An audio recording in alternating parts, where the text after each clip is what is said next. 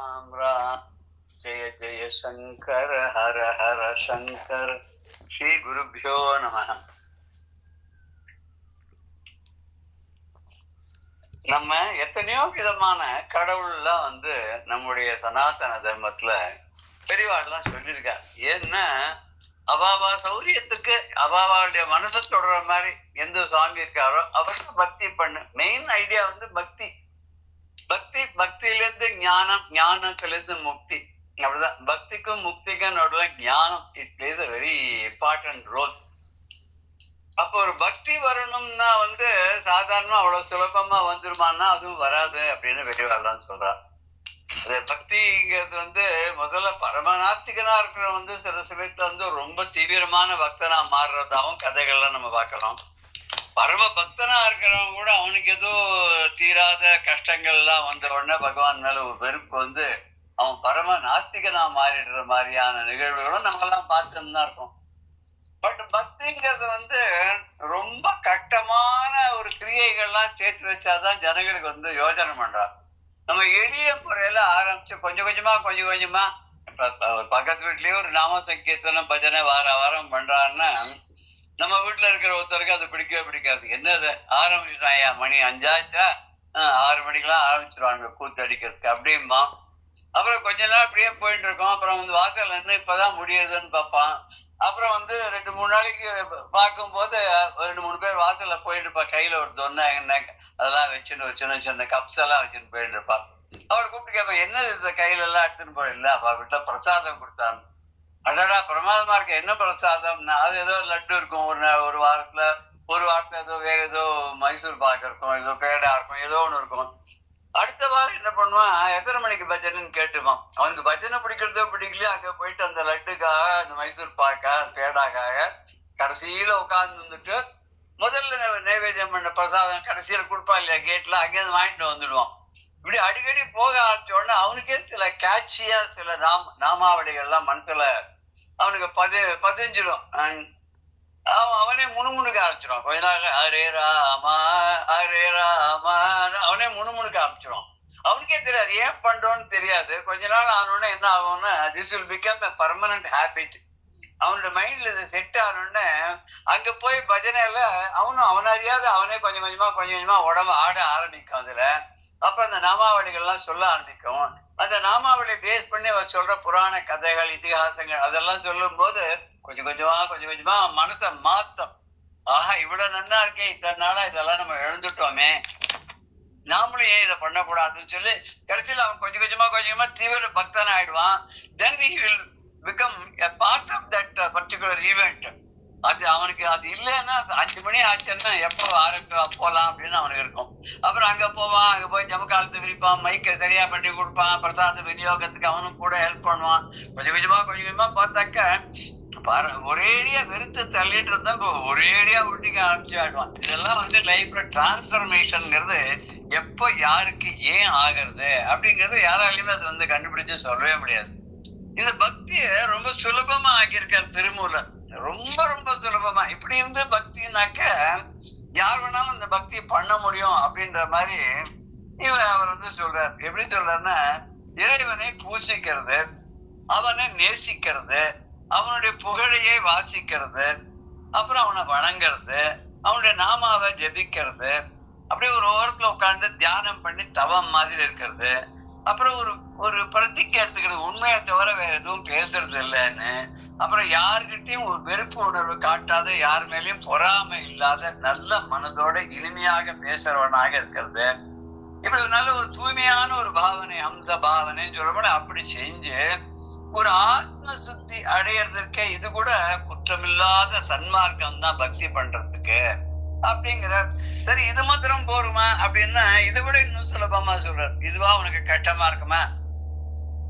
கிருஷ்ணன் கூட பின்னாடி கீதையில ஒரு இடத்துல சொல்லுவேன், நீ எல்லா காரியம் பண்ணும்போது என்னையே நினைச்சன் பண்ணு, என்ன நினைச்சன் பண்ண முடியலன்னா எனக்கா சமர்ப்பணம் பண்ணி பண்ணு, அதுவும் பண்ண முடியல எல்லாத்தையும் பண்ணி எல்லாத்தையும் முடிச்சுட்டு பலனை எதிர்பார்க்காத என்ன நினைச்சுக்கோ, நாமஸ்மரணை பண்ணு, எதுவுமே முடியலையா யாராவது 2 பேர் தான் என்னை பத்தி பேசுறாளோ அதை கேளு, எத்தனையோ ஆல்டர்னேட்டிவ் கொடுக்கற மாதிரி. இங்க இவர் என்ன சொல்றாருனாக்க ரொம்ப அடியார்களோட ரொம்ப எளியவனாக பழகு, பக்தர்களோட பழகு, அது ஒரு விதமான பக்தி. அப்புறம் திருக்கோவிலுக்கு அடிக்கடி போ, அந்த கோவிலுக்கு போய் விளக்கிடு, சுவாமிக்கு விளக்கு ஏற்றி வை. அங்க இருக்கிற நந்தவனத்துல இருந்து மலர்கள்லாம் எடுத்து பறிச்சு பூஜைக்கு கொடு. அன்போட அங்க அந்த கோவிலை சுத்தி அந்த கர்ப்பகிரகத்துல அது வாசல்ல முன்னாடி எல்லாம் மெழுகி தண்ணி தெளிச்சு கோலம் போட்டு எல்லாம் பண்ணு. அப்புறம் பகவான் மேல நிறைய பேர் பண்ணிருக்காங்க, அதுல ஏதாவது ஒரு பாசுரங்களோ இல்ல நாயன்மார்களுடைய தேவாரமோ ஆழ்வார்களுடைய பாசுரங்களோ ஏதோ ஒண்ணு படி, பாடு, ஏதோ பண்ணு. அதுக்கப்புறம் அந்த கோவில்ல மணி அடி, பூஜை இருக்கும் போது மணிகள் எல்லாம் அடிக்கலாம். இப்படி எத்தனையோ பண்ணலாம். அபிஷேகத்துக்கு தீர்த்தத்தை கொண்டு வந்து கொடுக்கலாம். இது மாதிரி பலதெல்லாம் சொல்லி இப்படி தொண்டு புரிந்தால் இது கூட பக்தி தான். இப்படி பக்தி கொஞ்சம் கொஞ்சமா ஆரம்பிச்சது அப்படின்னு சொன்னாக்க அது ஒரு சமயத்தை கொழுந்து விட்டு பெருசா அப்படி துளிர் விட்டு பெரிய மரம் போல, ஆலமரம் போல ஆயிடும். அப்புறம் பக்த சிரோமணி தான், கேட்கவே வேண்டாம், ரொம்ப சுலபமா ஆயிடலான்னு. இதத்தான் இந்திரன் பண்றான். என்ன பண்றான், இங்க பார்த்தான், சுத்தி முத்தி பார்த்தான். அந்த இடத்துக்கு வந்த உடனே மனசுக்கு ஒரு நிம்மதி வந்தது. இந்த கதம்பா வனத்துல மனசுக்கு ஒரு மகிழ்ச்சி வந்தது. என்னோ தன்னுடைய பாபங்கள்லாம், தன்னுடைய தீவினைகள்லாம் தொலைந்து விட்ட மாதிரி அவனுக்கு ஒரு மனசுல பட்டுது. ஆகா, இப்பேற்பட்ட இடத்துல ஏதோ ஒரு விசேஷம் இருக்குமே தேடினா, அங்க ஒரு குளம் இருந்தது. அங்க சுவாமி லிங்க ரூபமா அங்க இருந்தார். அது அங்க மேல பக்கத்துல ஒரு கதம்ப மரம் வேற இருந்தது. அங்க பார்த்தா, ஆஹா, இப்படி அழகான இடமா இருக்கே, இந்த இடம் எப்படி நமக்கு தெரியாத போச்சு அப்படின்னு பார்த்துட்டே சுவாமி அங்க பக்கத்துல இருக்க குளத்துல குளிச்சான். புஷ்பங்கள்லாம் இல்லையே பூஜை பண்றதுக்கு நினைச்சா, அங்க தாமரைகள்லாம் பொத்தாமரையாக பூத்திருந்தது. எல்லாத்தையும் எடுத்துட்டு அப்படி மேல பாக்குறான். அந்த தெய்வத்துக்கு பூவெல்லாம் வச்சு அலங்காரம் பண்ணி அர்ச்சனை பண்ணி சந்தோஷமா இருக்கணும் அப்படின்னு நினைச்சுட்டு இருக்கும்போது வெயில் படுறது சுவாமி மேல. சுவாமி மேல வெயில் பட்ட உடனே அதான் கல்லாய் கண்டால் நாயாய் காணும், நாயாய் கண்டால் கல்லாய் காணும் திருமூலர். அவன் இந்த ஸ்கல்ப்சர் ஒரு உருவம் பண்ணி வச்சான், நாயுடைய பொம்மை. அதுக்கு எல்லாம் பாலிஷ் எல்லாம் பண்ணும்போது குழந்தை சொல்றது, அப்பா நாய் கடிக்கும் தள்ளிவான். அந்த குழந்தை நாயாவாகிறது, அதுக்கு கல்லு தெரியல. அவன் சொல்றான், இல்ல இது கல்லுல பண்ணது, இது கடிக்காதுங்கண்ணா. இவன் கல்லா பார்க்கலாம், நாய் தெரியல. நாயாய் கண்டால் கல்லாய் காணும், கல்லாய் கண்டால் நாயை காணும். அது பழமொழி. அது கல்ல கண்டா நாயை காணும், நாயை கண்டா கல்ல காணும் அப்படின்னு எல்லாம் மாத்திட்டார். இது சிவனாவே பார்க்கலாம். சிவஸ்வரூபமா பார்க்கும்போது தன்னோட வெண்கொற்ற கொடையை கொண்டு அங்க வச்சு சுவாமிக்கு பார்த்துட்டு இருக்கான். அப்படி பார்த்துட்டு இருக்கும் போது அவனுக்கு தன்னுடைய ஆட்கள் எல்லாம் அனுப்பிச்சிருக்கான். தன்னுடைய தேவதைகள் கூட அந்த தேவர்கள் எல்லாரையும் போய் தேவலோகத்துக்கே போய் அங்கிருந்து பூஜைக்கு வேண்டிய சாமான்கள் எல்லாத்தையும் எடுத்துட்டு வாங்கடா அப்படின்னு சொல்லி அவ எல்லாம் அனுப்பிச்சுட்டு, அவ வரத்துக்குள்ளேயும் என்ன பண்றான்னா, மீதி இருக்கக்கூடிய தேவர்கள்லாம் இருக்கா இல்லையா, எல்லாரையும் அனுப்பல, கொஞ்சம் பேர் தான் அனுப்பிச்சிருக்கான். மீதி இருக்கிறவெல்லாம் வச்சு என்ன பண்ணா, அங்க இருக்கக்கூடிய நெருங்கிய காடுகள் எல்லாம் வெட்டி நிலத்தெல்லாம் திருத்தி அமைச்சு அப்ப அந்த மாதிரி பண்ணிட்டு இருக்கான். அந்த சிவனுடைய சுத்தி இருக்கிற இடத்தெல்லாம் சுத்தம் பண்ணி, ஏன்னா அப்பதானே அப்ரோச் நல்லா இருக்கும் இல்லையா. அது அப்பதான் இந்த சூரிய ஒளியானது படும்போது, சூரிய வெளிச்சமானது, அந்த ஒளியானது சிவபெருமானுக்கு எங்கே வெயில் உஷ்டத்தை கொடுக்குமோ சொல்லி தன்னுடைய வெண்கொற்ற கொடையும் அங்க நட்டு வச்சுட்டு அப்படி பார்த்துட்டே இருக்கான். அங்க பார்த்துட்டே இருக்கச்சா என்ன ஆகுதுன்னா, ஒரு படபடன்னு ஒரு தங்கத்துல வாரி பண்ண மாதிரி ஒரு விமானம் இறங்குறது. ஏன்னா ஏற்கனவே ஆர்டர் பண்ணிருக்கான், ஒரு விமானம் வேணும் சுவாமிக்குன்னு சொல்லி மயன் கிட்ட ஆர்டர் பண்ணிருக்கான். அது கரெக்டா இவன் பார்த்துட்டு இருக்கும் போது குளிச்சுட்டு வெண்கொற்ற கொடையை கொண்டு வச்சு சுவாமிக்கு பிடிச்சுட்டு இருக்கான். அந்த விமானம் வருது. அந்த விமானம் எப்படி இருந்ததுங்கிறத நம்ம போன செக்ஷன்ல ஆரம்பிச்சோம் இல்லையா. கிரியட்டும் என மழையை கிழித்தெட்டும் புழைக்கை மதிக்கீற்று கோட்டுக்கு கரி எட்டும் சினம் அடங்க நாள் எட்டும் சினம் அடங்க நாளெட்டும் எட்டெட்டும் கணமும் தாங்க விரியெட்டு திசை பரப்ப மயன் நிருமித்து உதவிய அவ்விமானம் சாத்தி அரியெட்டு திரு உருவ பரஞ்சுடரை அரிச்சிப்பானாயினன் அப்படின்ற பாடல் நம்ம பார்த்தோம்.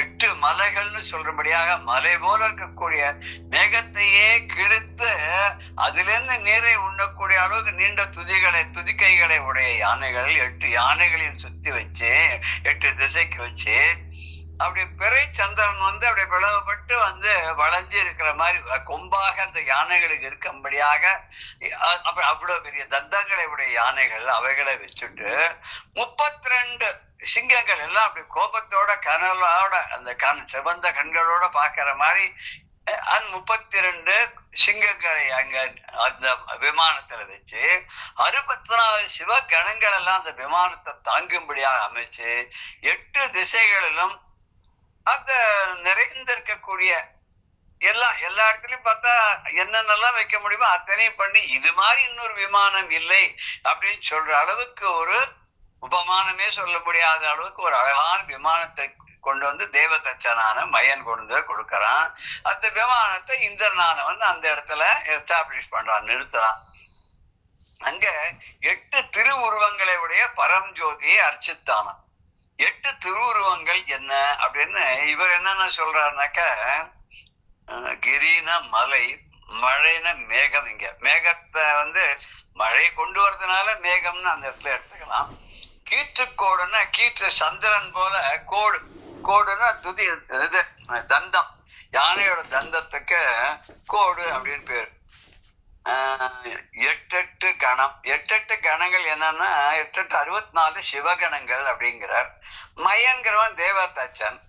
8 திருவுருவம்னா 8 திருவுருவம் என்னென்ன அப்படின்னு 8 திருவுருவங்கள் வந்து பஞ்சபூதங்கள், ஆகாசம், வாயு, அப்புறம் நெருப்பு, தண்ணீர், அதுக்கப்புறம் பூமி. இந்த 5 பஞ்சபூதங்கள், சூரியன், சந்திரன், அதோட ஆத்மா அப்படின்னு சொல்ற ஜீவாத்மா பரமாத்மா ரெண்டும் சேர்ந்து ஒண்ணு, எப்படியோ உயிர்.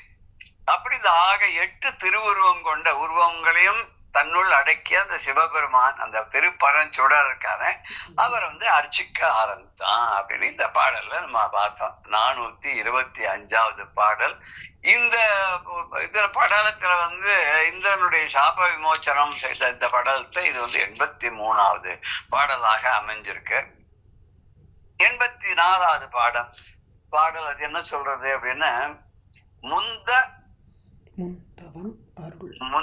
அமரர் உலகு அடைந்து, முந்த அமர் உலகு அடைந்து பூசனைக்கு வேண்டுவன முழுதும் தேர்வார் வந்து தரு 5 ஈன்ற பொன்னாடை மின்னும் மிழு மணி பூன் வாச சந்தனம் மந்தாகினி மஞ்சனம் தூபம் திருப்பள்ளி தாமம் தீபம் அந்தமிழா ஐந்தும் நறுங்கனி தீந்தேன் இரு அமுதம் அனைத்தும் தந்தார். இது என்ன அர்த்தம் சொல்றார் அப்படின்னா, தேவர் உலகத்துக்கு சென்று ஒரு குரூப் ஆஃப் பீப்புள் அனுப்பிச்சான் இல்லையா, அங்க போய் பூஜைக்கு வேண்டிய சாமான்கள் எல்லாம் எடுத்துன்னு வாங்கோ அப்படின்னு அனுப்பிச்சான். அதனால அவனுக்கு பூமியில இருக்கிறத விட தேவர் உலகம் சிறந்தது, அங்க இருக்கிற பொருள்லாம் இன்னும் ரொம்ப குவாலிட்டேட்டிவா இருக்கும் போல இருக்கு. அதனால அங்கே இருந்து தன்னோட ஊர்ல இருந்து இப்ப நம்மளா கூட சொன்னிய ஊருக்குலாம் போறோம், அங்க நம்ம குலதெய்வம் கோவில் இருக்கு, அங்க போய் சுவாமிக்கு பூஜை அர்ச்சனை எல்லாம் பண்ணணும்னு என்ன பண்ணணும், முடிஞ்ச வரைக்கும் எல்லா நான் பெரிஷபிள் ஐட்டம்ஸா எல்லாத்தையும் நம்ம இருக்கிற இடத்துல இருந்தே எடுத்துன்னு போயிடுவோம். ஏன்னா அந்த ஊர்ல என்ன கிடைக்குமோ கிடைக்காதோ அப்படின்னு சொல்லி நம்ம பாதிக்கு மேல எடுத்துன்னு போவோம்.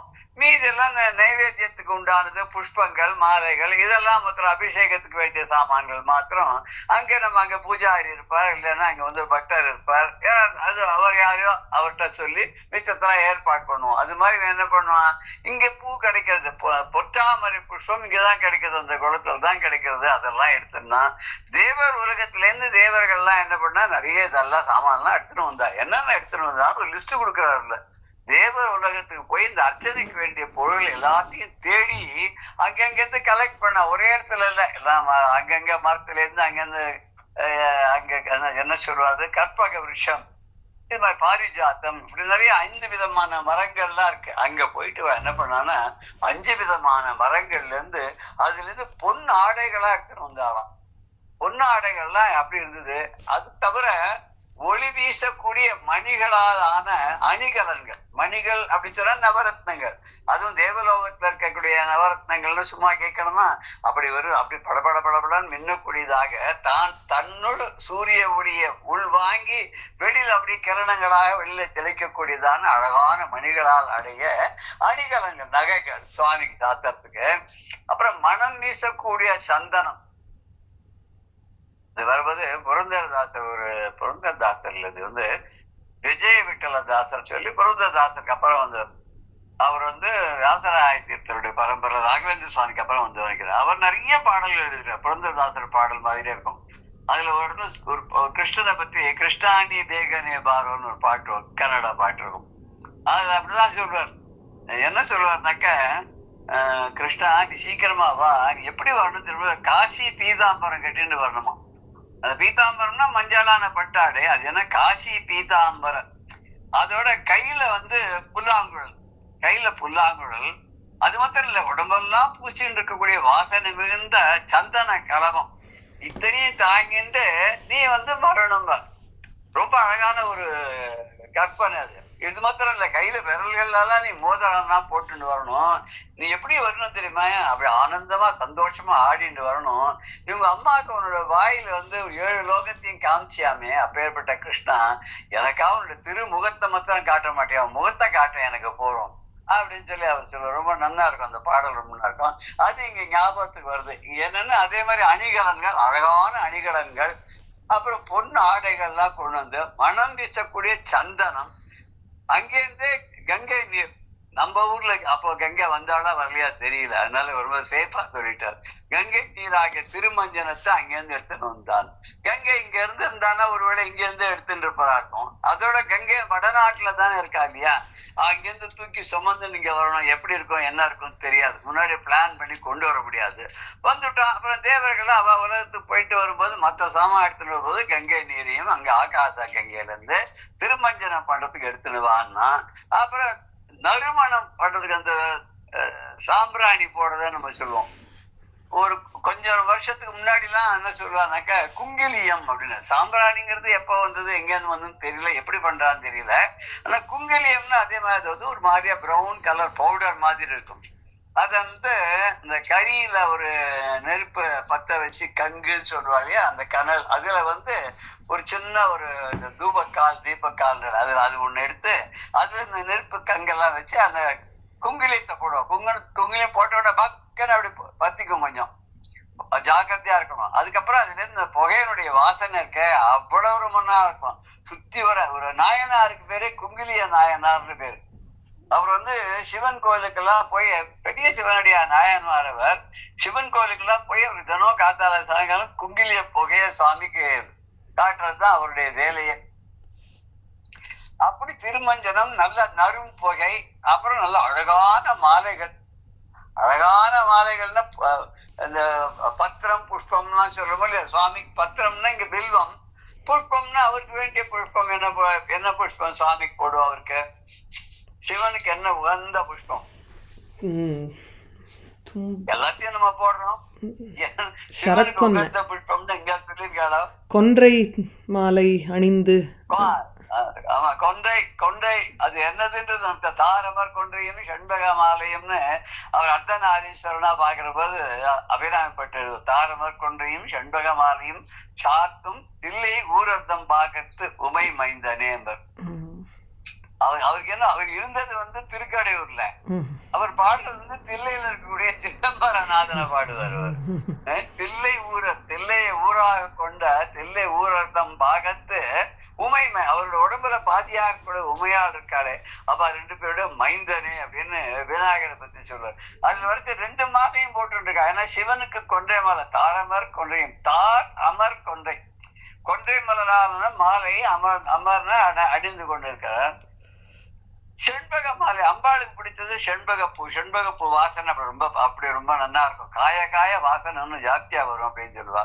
செண்பக மாலையும் சார்த்தும் அதெல்லாம் சாத்திருக்கா எல்லாரும், அது அப்படியே கழுத்துல போட்டு இருக்காரு. அப்பேற்பட்ட பரமேஸ்வரன் பார்வதி. இங்க வந்து சிவன் சோமசுந்தர கடவுள் தனியா தான் இருக்கு. அந்த பொற்றாமரை குளத்தினுடைய கரையில கடம்ப வனத்துக்கு அங்கதான் இருக்காரு, அவர் அழகா இருந்துட்டு இருக்காரு. இவன் அங்க என்ன பண்றான், திருப்பள்ளிக்காக அதாவது பத்திரம் புஷ்பம் இதெல்லாம் கொண்டு மாலையா அவருக்கு கொண்டு அந்த பணிவிடை செய்யறதுக்காக கொண்டு வச்சிருக்கான்.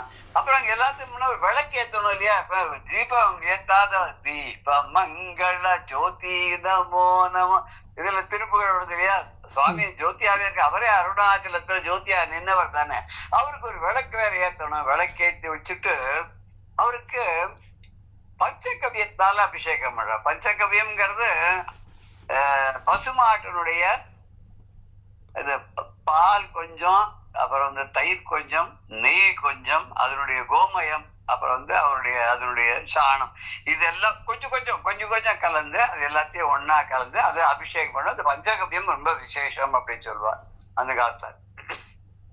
இப்பவும் நிறைய இடங்கள்ல அது நடக்கிறது. பெருமாள் கோவில் எல்லாம் இது கொஞ்சம் ரொம்ப விசேஷமாவே அவ அதுக்கு இம்பார்ட்டன்ஸ் கொடுப்பா. அப்புறம் இது மாத்திரம் இல்ல, நைவேத்தியம் பண்ணுமே இனிய பழ வகைகள், அழகான இத்தனையும் இன்னும் தேவலோகத்துல என்னென்ன பழங்கள் கிடைக்குமோ அத்தனையும் எடுத்துன்னு வந்துட்டான். அங்கேருந்து மதுரமான தேனையும் கொண்டு வந்துட்டான். அதுக்கப்புறம் சுவாமிக்கு நைவேத்தியம் பண்றதுக்கு ஹாபிஸ் திரு அமுது, அவருக்கு சாப்பாடு கொடுக்கணும் போது ஏதாவது நைவேத்தியம் பண்ணி எடுத்துன்னு தான். இது கிட்டத்தட்ட திருமூலர் பாடல் சொன்ன மாதிரியே இவன் எல்லாத்தையும் கொண்டு வந்து அவர் என்னென்ன செய்யணுங்கிறத சொன்னார். இங்க செய்ய வேண்டிய பொருள்கள் எல்லாம் இவர் இங்க சொல்லிட்டாருங்க, பரஞ்சோதி முனிவர் சொல்லிட்டார். ரொம்ப அழகான பாடல் இது. இந்த பாடலுக்கு என்ன பதம் பதமா எப்படி அர்த்தம் அப்படிங்கறத நம்ம இப்ப பார்க்க போறோம்.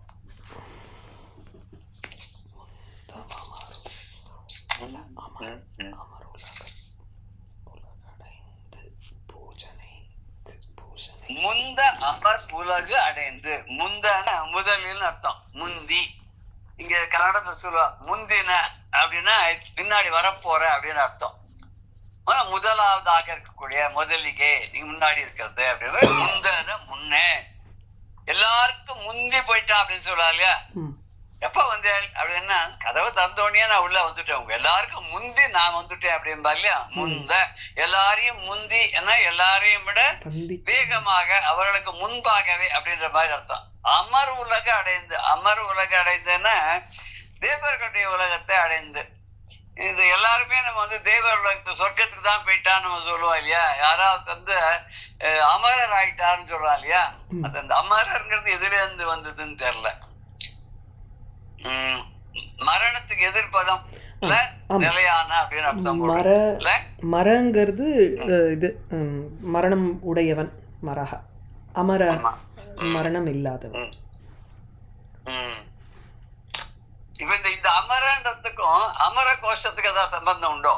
அந்த இவர் எழுதினவர் பேரு அமரசிம்ஹா, அதனால அமர கோஷம்னு பேரு. அவர் ஒரு ராஜா இல்லையா. ஐ திங்க் ஜெயின மதத்தை இது பண்ணான்னு நினைக்கிறேன். ஆமா, கூட ஏதோ கோபத்தினால எடுத்து எல்லாத்தையும் நெருப்புல போட்டுதான் அதை பாதிக்கு மேல ரிட்ரீவ் பண்ணி அதை ஆதிசங்கர பகவத் பாதால தான் கொண்டு வந்தாருன்னு சொல்லுவாங்கல்ல, கரெக்டா? அது எனக்கு தெரியல. பகவத் பாதால் தான் அவங்கிட்ட இருந்து மீதி எல்லாத்தையும் போடாதப்ப அவனையும் ஜெயிச்சு அவன்கிட்ட இருந்து எல்லாத்தையும் பிடிங்கின்னு வந்துட்டார் அப்படின்னு சொல்லுவான். அவன் என்ன பண்ணான், அவனோட கதை ஃபுல்லா தெரியல. பட் அது கேள்விப்பட்டவருக்கு கர்ண பரம்பரையா வந்த கதையில அது அமர கோஷம். சம்ஸ்கிருதம் படிக்கிறவா எல்லாருக்குமே அமர கோஷம் தெரியணும்னு சொல்லுவான். அமரம் தெரியாதுன்னா இவன் சம்ஸ்கிருதம் படிச்சு ஒன்னும் பிரயோஜனம் இல்லை அப்படின்ற மாதிரி ஒரு இருந்தது. எங்க அப்பா எல்லாம் படிக்கிற போது அவெல்லாம் இன்டர்மீடியட் வரைக்கும் சம்ஸ்கிருதம் எல்லாம் படிச்சிருக்காரு. அவர் படிச்ச சம்ஸ்கிருதம் எல்லாம் இந்த காலத்து BA MA கூட அவ்வளவு கிடையாது. அவெல்லாம் அவர் அந்த வயசுல கூட 80 வயசுல கூட ரகுவம்சம் குமார சம்பவத்துல எல்லாம் ஸ்லோகங்கள்லாம் சொல்லுவார். அந்த அளவு அப்பேற்பட்ட ஒரு இருந்தது, டெடிகேஷன் இருந்தது அந்த காலத்துல. அவர் இந்த அமர கோஷம், அமரம் அவர் நிறைய சொல்றார். சலிலம், கமலம், ஜலம், இந்த மாதிரி நிறைய வரும். இது எல்லாமே நீரை குறிக்கிறது தான் அப்படி சொல்றது. கீழாலம், பயகான கூட தண்ணி தான் இல்ல, பயான பால் தண்ணி ரெண்டுக்கும் உண்டு, ரெண்டுக்குமே சொல்றது இல்லையா பயகா. அதனால்தான் பால்காரெல்லாம் தண்ணி கலந்துடுறான்னு நினைக்கிறேன். இந்த கீழாலம்ங்கிற வார்த்தையும் ஜலம் ரத்தத்துக்கும் அதே வார்த்தை யூஸ் பண்ணுவான், கீழாலம். கீழாலம்னா ரத்தம் சொல்றதுக்கு கீழாலம் சொல்ற மாதிரி. பரவாயில்ல. அப்பப்போ நமக்கு நிறைய நிறைய விஷயங்கள் வந்து தேடல்ல கிடைக்கிறது அப்பப்போ. இங்க முந்த அமர்வுலக அடைந்து முதலாவதாக வேகமாக இங்க முந்தி போய் எல்லாருக்கும் முன்னாடி போய் அமர் உலகு தேவர்களுடைய உலகத்தை அடைந்து அந்த தேவர் உலகத்துக்கு சென்று பூசனைக்கு வேண்டுவன முழுவதும் பூசனை பூஜை சுவாமிக்கு பூஜை பண்ணணும்.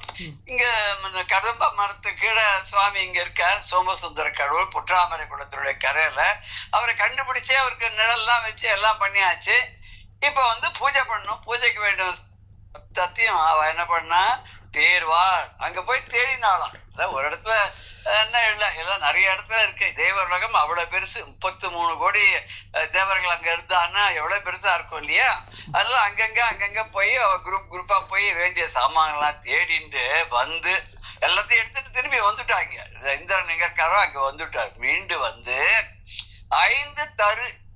5 விதமான மரங்கள் ஈன்ற பொன்னாடை, அந்த 5 மரங்களும் கொடுத்த பொன் ஆடைகள். ஒரு மரமும் தனித்தனியா அங்க போய் என்ன கேட்கிறோமோ அதை கொடுக்குமாங்க. கற்பக விருட்சத்தினுடைய ஒரு இதுவே தன்மை என்னன்னாக்க அடியார்கள் போய் என்ன கேட்கிறாளோ அது கொடுத்துடும் அப்படின்னு. என்ன வேணும்னு கேட்கணும் இல்லையா? எது வேணும்னு கேட்கணும் இல்லையா? ஒரு இது கூட சொல்லுவார், பட்ட திருவடத்துல சொல்லுவார். கிருஷ்ணன் வந்து மதுரைக்கு வரான். அப்படி உள்ளுக்குள்ள வரும் இது ஊருக்குள்ள வந்தாச்சு. அது நிறைய அப்படி ஒருத்தர எல்லாம் அப்படியே லீலைகள்லாம் பண்ணிட்டு ஒரு வண்ணான இது பண்ணார். அப்புறம் பூக்காரனுக்கு ஏதோ புகாரம் பண்ணார். அப்புறம் ஒரு கூரிய குப்ஜா அவளை வந்து நிமித்தி அழகான குமரியா பண்ணார். அப்புறம் கடைசியில அவ வந்து நீ என் வீட்டுக்கு வரணும்னு நான் சொல்ல அப்புறம் வரேன் அப்படின்னார். கடைசியில போனா அவர் வீட்டுக்கும் போனார்.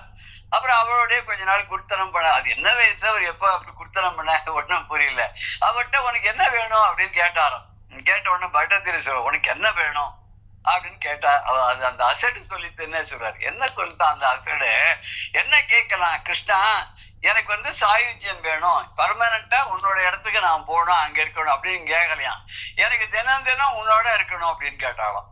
தினம் நான் உன்னோட டைத்தை ஸ்பெண்ட் பண்ணணும் அப்படின்னு கேட்டாலும். சரியான அசடு அப்படின்பார். அது மாதிரி என்ன கேட்கணும் சுவாமி கிட்ட அதுதான் கேட்கணும். அதை கேட்காத நம்ம விட்டு கற்பக விருட்சம்னா அந்த கற்பக விருட்சத்துக்கிட்ட போய் எதையோ கல்லாமனா கிடைக்கும் 2 கிலோ சர்க்கரை வேணும்னு கேட்கலாமா? அங்க போய் என்ன கேட்கணும்? என்ன நமக்கு வந்து சாகித்யத்துக்கு என்ன தேவையோ கைவல்யத்துக்கு என்ன தேவையோ அதை தான் கேட்கணும் இல்லையா?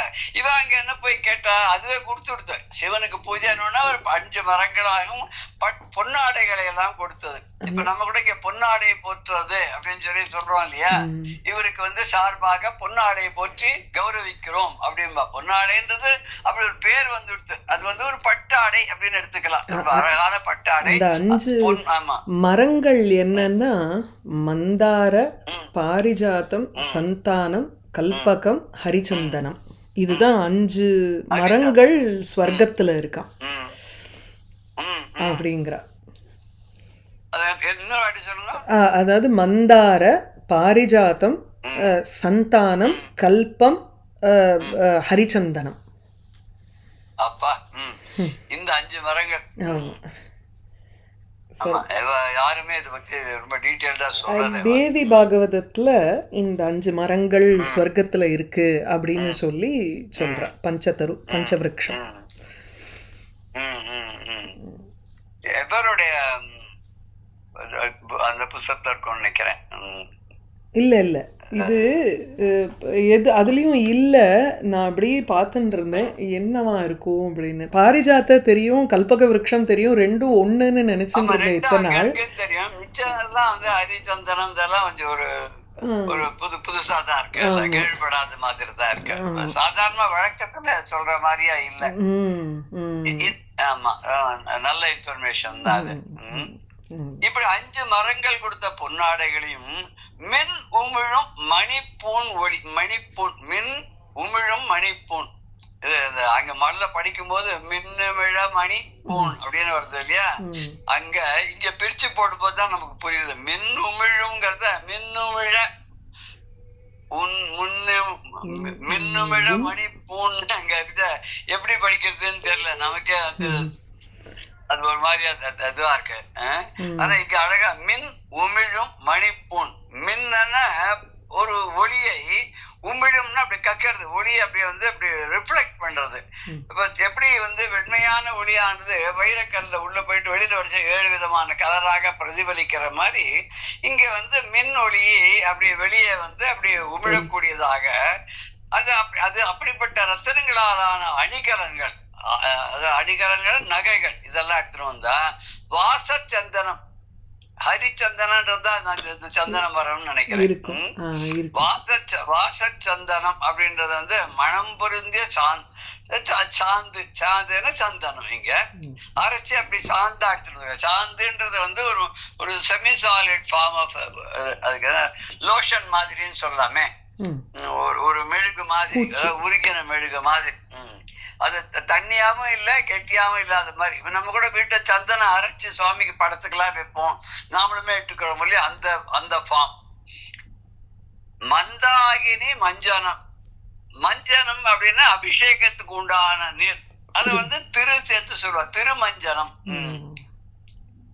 மந்தாகினிங்கிறது கங்கை. மந்தாகினி மந்தாகினி கங்கை. பட் மந்தாகினிங்கிற பேர் பூமிக்கு வந்த அப்புறம் தான் இல்ல. ஆமா, நாலந்தா அந்த இல்ல ஆக்சுவலி மந்தாகினி மேல ஸ்வர்க்கத்துல இருக்கிறச்சே தான் மந்தாகினின்பா. ஆனா மந்தாகினின்னு இதுல கூட சொல்லுவாளே, ராமாயணத்துல சித்திரக்கூட்டத்துல தாண்டி தண்டகாரண்யம் போகிறச்சே மந்தாகினி தாண்டி தான் போறாருங்கிற மாதிரி தான் வருது. ஸோ அதனால கங்கைக்கு பொதுவான பேரா எடுத்துக்கிறது.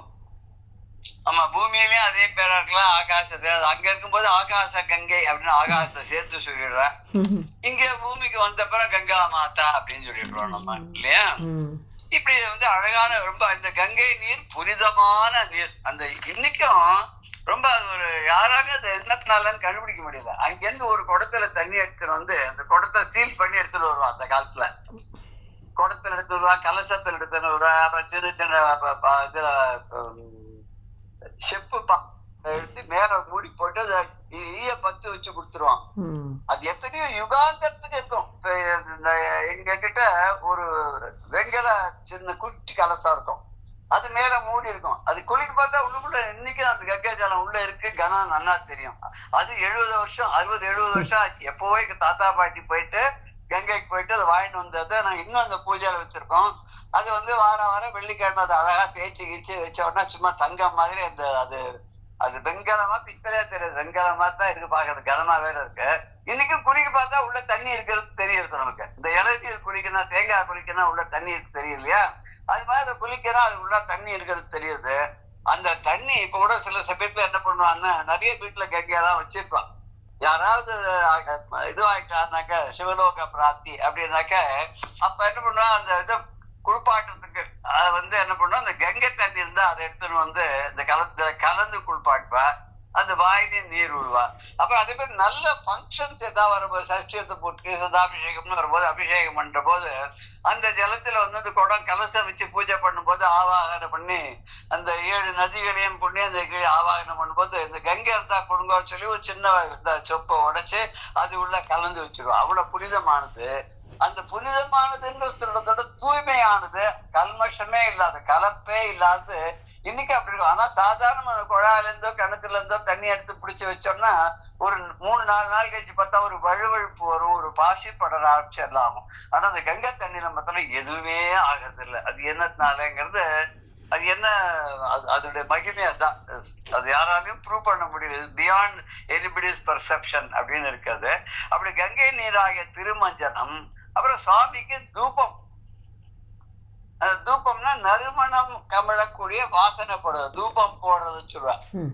பட் அது நல்ல சென்ஸ் அதை யூஸ் பண்ணுவோம். நிறைய பேர் மட்டும் அவன் தூபம் போடுறான் அப்படின்னு போட்டு கொடுக்குறான், கோல் சொல்றான் அப்படின்னு ஏற்கனவே அவனுக்கு கோபம், அந்த கோபத்தை தூண்டி விடுற மாதிரி அவனால இல்லாத பொருளான்னு சொல்லி கொடுக்குறதுக்கு பாத்தியா அந்த ஆள் பாரு வேற வேலை வெட்டி இல்லாத தூபம் போடுறான் அப்படின்பா.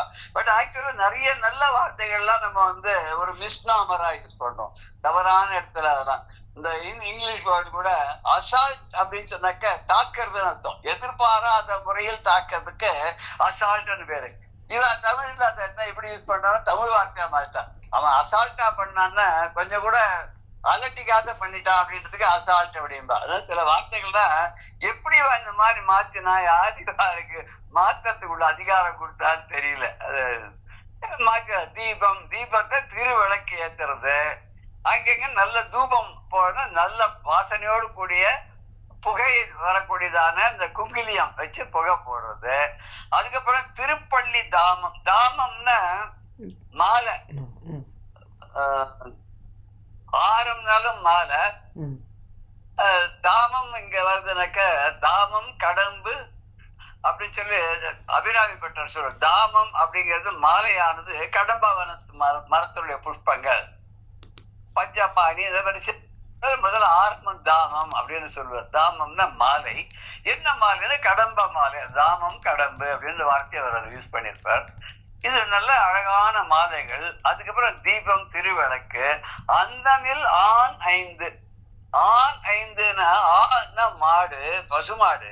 ஆண் அந்த ஆவினுடைய, நம்ம தமிழ்நாட்டுல கூட பாலுக்கு வந்து ஆவின் பால் தான் பேரு நிறுவனம். அந்த பால் உற்பத்தி பண்ணக்கூடிய அந்த நிறுவனத்துக்கு பேர் வந்து ஆவின் அப்படின்னு தான் பேரு. ஆனா பசு, ஆவினுடைய, அது அப்படியே இங்கிலீஷ் ஆகிட்ட ஆவின் அப்படின்ற பேரை யாரோ வச்சுட்டா. ரொம்ப அழகா நல்லா இருக்கு, கேட்கறது கூட ரொம்ப நல்லா இருக்கு. கர்நாடகால வந்து நந்தினின்னு பேரு, பால் சப்ளை பண்ற அந்த ஆர்கனைசேஷனுக்கு நந்தினி. நந்தினி காமதேனுடைய பொண்ணு இல்லையா, நந்தினின்னு பேர் வச்சு அதோட எல்லா ப்ராடக்ட்டுக்கும் நந்தினி அப்படின்னு பேரு.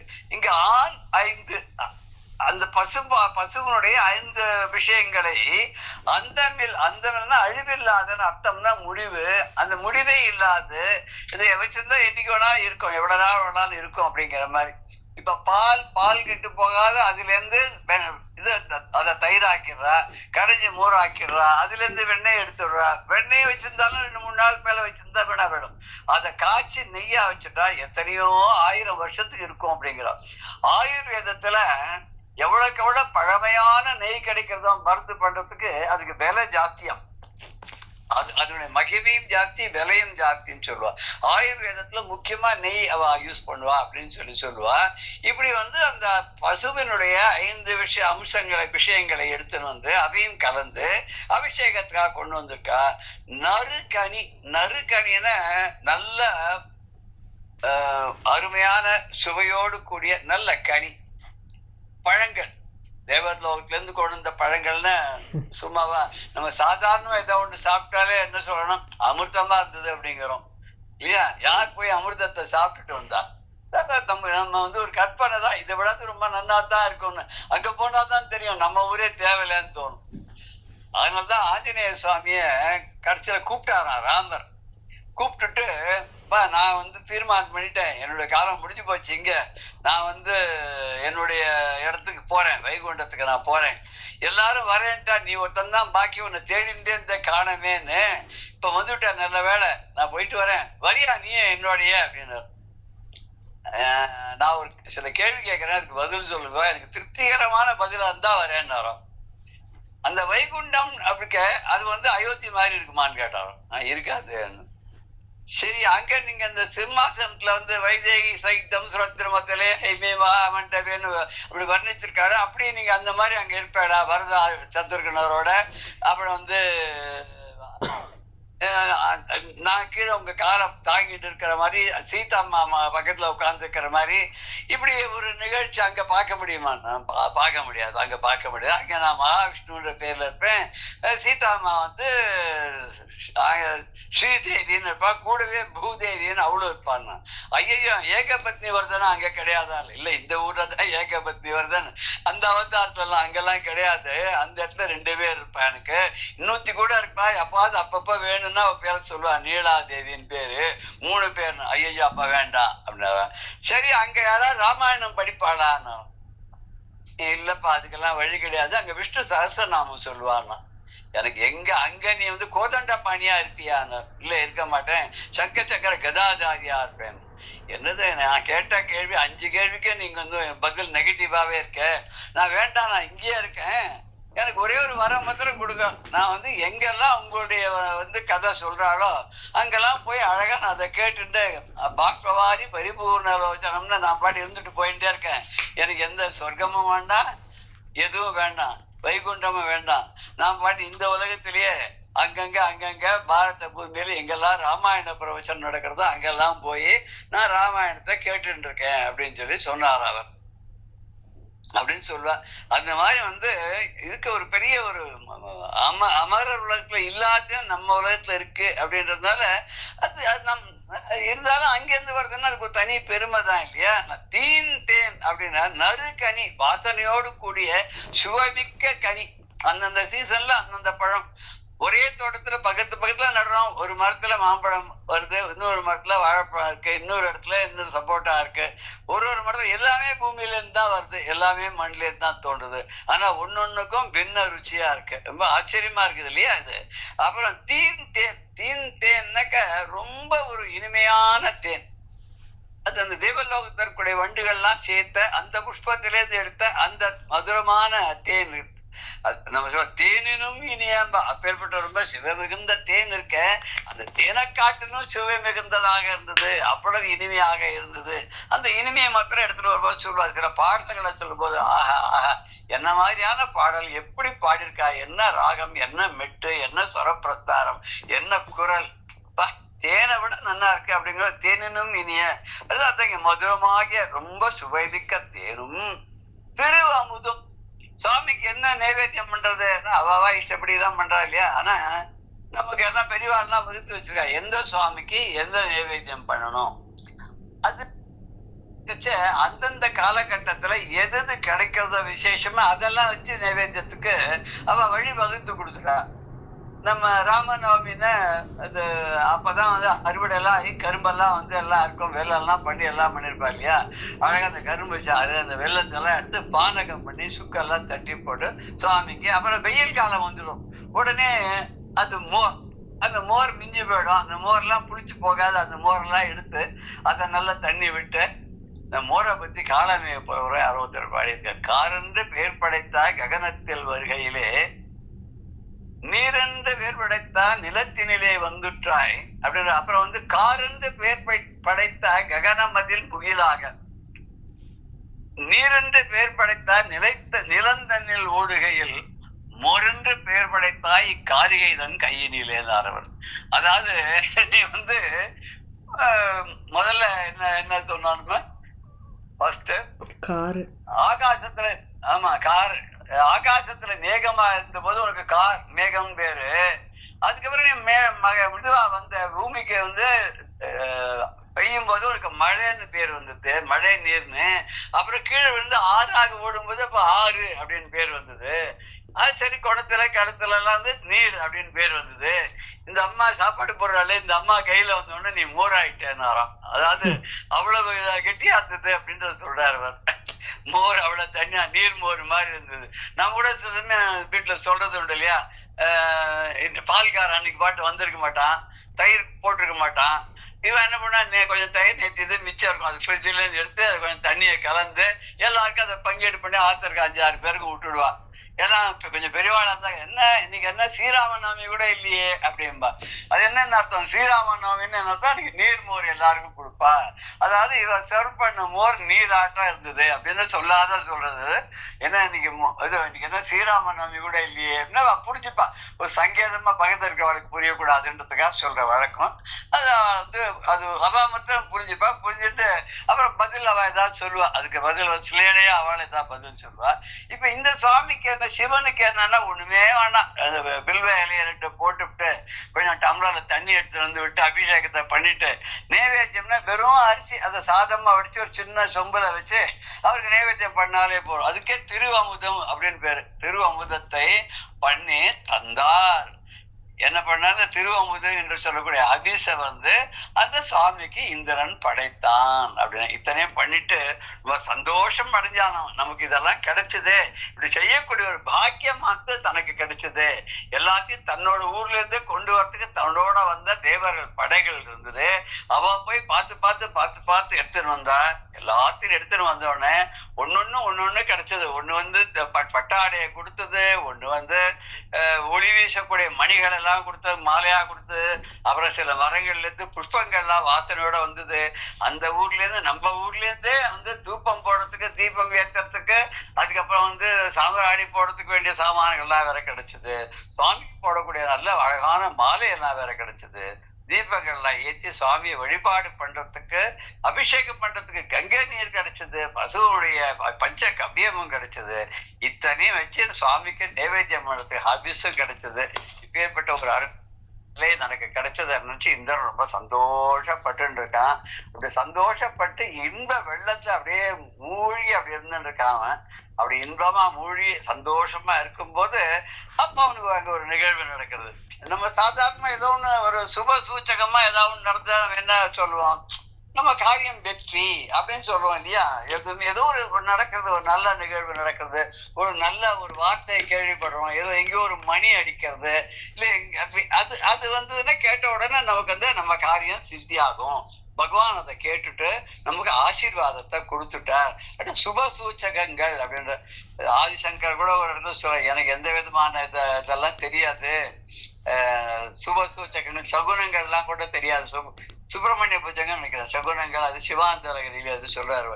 எனக்கு இந்த இதெல்லாம் கூட தெரியாது, ஜோசியம் சொல்ல தெரியாது, ராஜா மகிழ்விக்கிற மாதிரி கவி பாட தெரியாது, ஒண்ணுமே தெரியாது அப்படின்னு சொல்றாரு. அது மாதிரி இங்க வந்து ரொம்ப ஆனந்தமான ஒரு நிகழ்வு நடக்கிறது.